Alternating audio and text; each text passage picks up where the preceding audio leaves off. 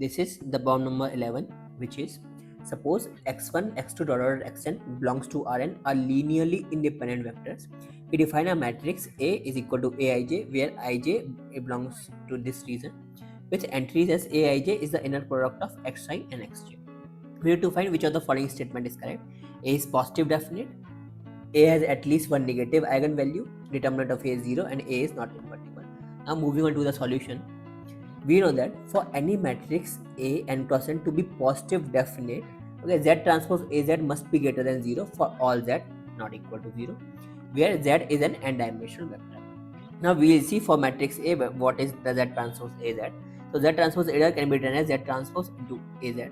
Now first we will see how to write AZ. So AZ can be written as this: summation over J A1J into Zj dot summation over J Anj into Zj.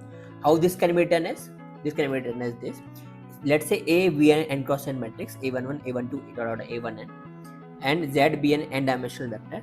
Then A into Z can be written as this A into Z. And A11 Z1, A12 Z2, dot A1n Zn. This can be written as A11 Z1, A12 Z2, dot A1n Zn.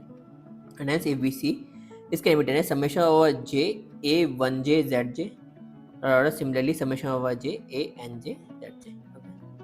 And hence we can say AZ can be written as this. Similarly, we can write Z transpose AZ is equal to summation over I, summation over J, Zi Zj into Aij, similar as what we written above.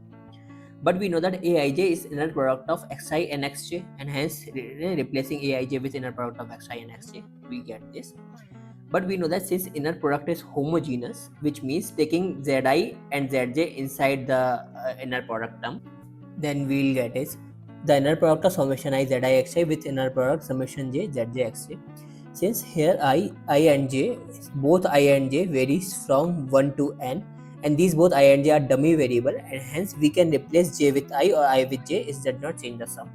Replacing j with I, what we will get is the square of norm of summation of Zix, right? Okay. This is nothing but Z transpose AZ, as we have seen, which is greater than 0, and hence the matrix A is positive definite matrix. Here one important thing notice is I and j are just dummy variable. Changing I with j and or j with I does not change the sum.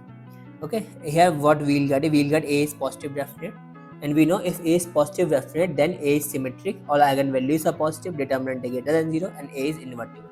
Okay, which means option A is correct, which is A is positive definite. Thank you.